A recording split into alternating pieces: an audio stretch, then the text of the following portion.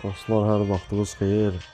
Kriptovalyuta almaq istəyənlərin nəzərinə hal-hazırda yəni hansısa kriptovalyutanın qalxdığını görüb risk etməyə dəyməz. Çünki hal-hazırda yaxşı vaxt deyil. Çünki boğa dövrünün yəni sonlarına yaxınlaşırıq.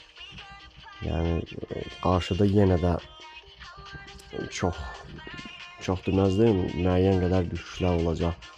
Həmin düşüşlərdə istifadə edib növbəti almaq istədiyiniz kriptovalyuta coinləri götürə bilərsiniz.